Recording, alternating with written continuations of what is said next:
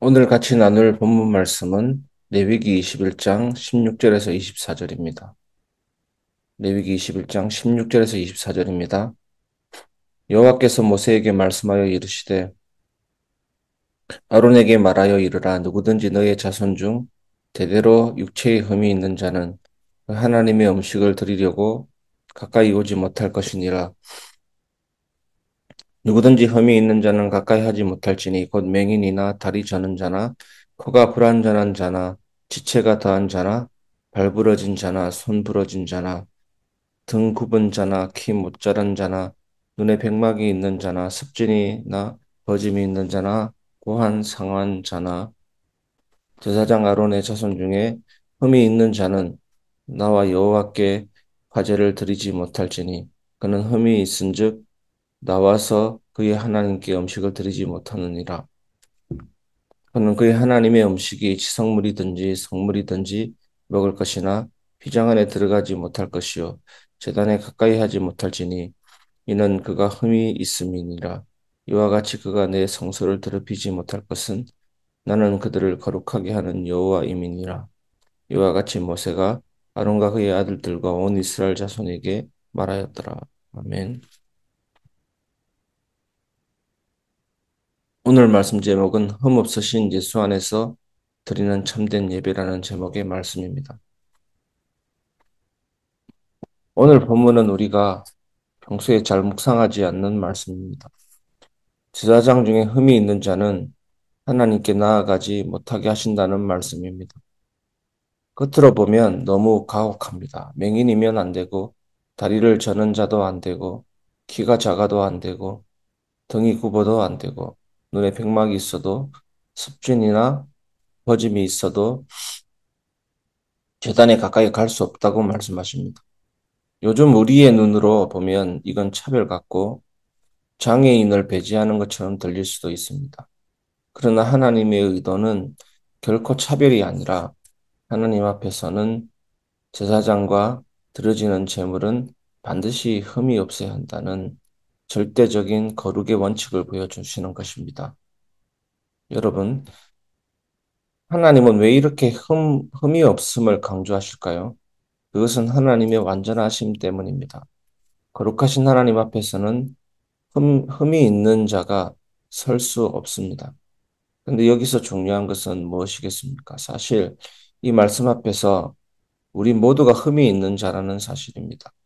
눈이 멀어 하나님의 뜻을 보지 못할 때도 많지 않습니까? 마음이 굽어서 죄로 기울어질 때도 많지 않습니까? 손과 발이 묶인 것처럼 죄의 습관에 갇혀버릴 때도 있습니다. 그렇다면 도대체 누가 하나님 앞에 설 수 있을까요? 답은 하나입니다. 흠없으신 예수 그리스도 안에서만 우리는 하나님 앞에 설 수 있습니다. 오늘 이 말씀을 통해서 참된 은혜를 나누고자 합니다. 첫 번째, 하나님 앞에서는 누구도 흠없다고 말할 수 없습니다. 성도 여러분, 본문은 외적인 흠을 규정하는 것 같지만 그 속뜻은 영적인 흠을 드러냅니다. 눈이 멀어 보지 못하는 것, 우리 영적인 눈도 얼마나 자주 멀어지고 있습니까? 하나님의 뜻을 보지 못하고 세상 것만 바라보다가 넘어지기도 합니다. 다리를 저는 것. 우리 인생이 그렇지 않습니까? 신앙생활도 절뚝거리기도 하고 하나님의 뜻을 따라가다가 세상 욕심에 끌려가는 경우도 있습니다. 마음이 굽은 자, 손과 발이 묶인 자. 여러분, 우리 모두가 죄의 습관에 묶여서 자유하지 못하는 것이 바로 그 모습이 아니겠습니까? 저와 여러분의 가정에서 이 모습이 드러납니다. 부부 사이에 갈등이 생기면 서로를 향해 눈이 멀어 상대방의 마음을 보지 못하기도 합니다. 자녀를 향해 다리를 저는 것처럼 비틀비틀 거리기도 합니다. 오늘은 사랑으로 품었다가 내일은 발을 내며 좌절합니다. 직장에서는 마음이 굽어서 하나님의 뜻보다 승진과 돈에 더 마음이 멀기도 합니다. 재정 문제 앞에서는 손발이 묶인 것처럼 꼼짝 못합니다. 성도 여러분, 이 말씀 앞에 선 우리는 모두 흠 있는 제사장입니다. 나는 괜찮아. 나는 문제 없어. 라고 말할 수 있는 사람은 단 한 명도 없다는 사실입니다. 성경은 말합니다. 의인은 없나니 하나도 없다. 로마서 3장 10절. 우리가 아무리 스스로 괜찮은 척해도 하나님 앞에서는 다 흠투성이입니다. 이 사실을 인정하는 것이 은혜의 시작입니다. 우리의 약함을 인정하는 것이 은혜의 시작이고 하나님의 능력이 임하는 통로입니다. 어저께 말씀에 만물의 찌꺼기 같이 되었도다. 자기의 약함을 인정하는 것이 은혜의 시작입니다. 우리의 약함은 끝이 아니라 은혜의 기초가 되고 은혜의 출발이 되는 것입니다. 두 번째, 그러나 흠없으신 예수로 인해 우리는 담대히 나아갈 수 있습니다. 사랑하는 여러분, 그렇다면 희망은 어디 있습니까? 우리의 희망은 오직 예수 그리스도 안에 있습니다. 본문은 흠 있는 자는 하나님 앞에 나아갈 수 없다고 분명히 말합니다. 그러나 하나님은 동시에 우리에게 구원의 길을 열어주셨습니다. 흠없으신 대제사장 예수께서 우리 대신 성소로 들어가셨습니다. 히브리서 7장 26절은 이렇게 말합니다. 예수님을 가리켜 거룩하고 악이 없고 더러움이 없고 죄인에게서 떠나 계신 자라고 말씀하십니다. 예수님은 흠이 없는 분이셨습니다. 십자가에서 예수님은 흠 없는 어린 양으로 단번에 제물이 되셨습니다. 그 순간 성소의 휘장이 찢어졌습니다. 그 의미가 무엇이겠습니까? 이제 흠 있는 우리가 예수 안에서 담대히 하나님께 나아갈 수 있다는 뜻입니다. 여러분, 얼마나 놀라운 은혜입니까? 이 은혜 때문에 우리는 예배할 수 있습니다. 예배당에 모여 찬송할 때 우리는 사실 흠 있는 존재들입니다. 상처를 주기도 하고 죄를 짓기도 하고 마음이 삐뚤어지기도 합니다. 그런데도 예배에 나와 하나님을 찬송할 수 있는 것은 흠없으신 예수님께서 우리 대신 서 계시기 때문입니다. 성도 여러분, 이것이 예배의 본질입니다. 나는 흠이 많지만 예수로 인해 하나님 앞에 나아갑니다. 이 고백이 있는 예배가 참된 예배입니다. 주 예수 그리스도 하나님 아들 나를 불쌍히 여기소서. 이것이 참된 예배인 것입니다. 여러분의 가정에서도 마찬가지입니다.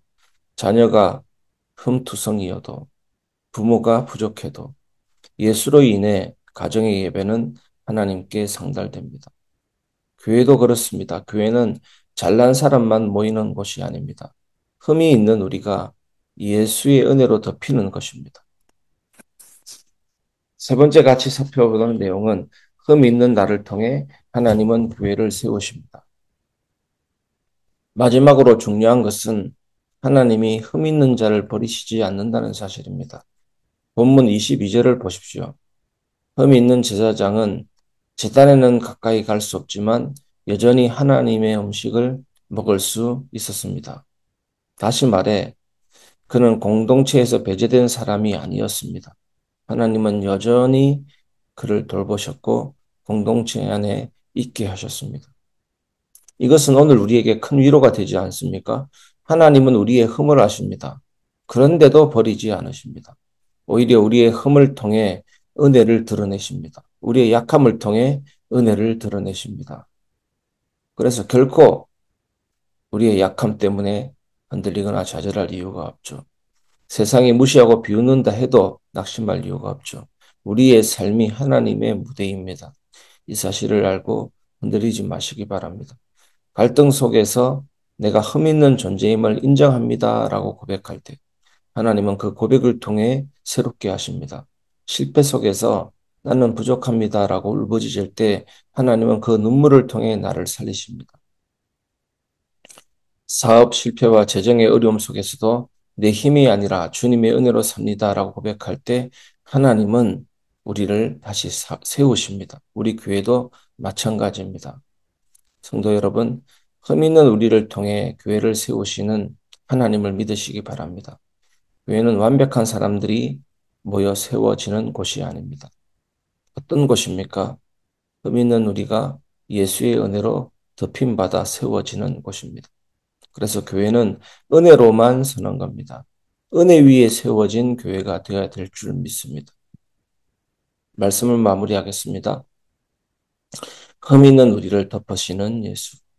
사랑하는 성도 여러분, 오늘 말씀은 우리에게 세 가지를 분명히 말씀하십니다. 첫째, 우리는 모두 흠 있는 제사장이라는 사실입니다. 둘째, 그러나 흠 없으신 예수로 인해 우리는 하나님 앞에 담대히 나아갈 수 있습니다. 셋째, 하나님은 흠 있는 우리를 버리지 않으시고 오히려 그 흠을 통해 교회를 세우십니다. 그러므로 우리의 예배는 흠을 감추는 자리가 아닙니다. 오히려 나는 흠이 많습니다. 그러나 예수님 때문에 하나님 앞에 섭니다라는 고백이 있는 자리가 되어야 합니다. 내 흠을 인정할 때 예수님의 은혜가 드러나고 그 자리에서 하나님은 진짜 교회를 세워가십니다. 사랑하는 성도 여러분, 오늘 새벽에 다시 고백하시기를 바랍니다. 나는 흠 있는 존재입니다. 그러나 흠 없으신 예수님 때문에 하나님께 나아갑니다. 나의 흠 있는 인생 위에 예수의 은혜가 덮일 때 하나님께서는 우리를 더욱 거룩하게 하시고 우리를 통해 교회를 세우실 줄 믿습니다. 오늘도 이 은혜를 누리시는 참된 복된 하루가 되기를 주 예수님의 이름으로 축복합니다.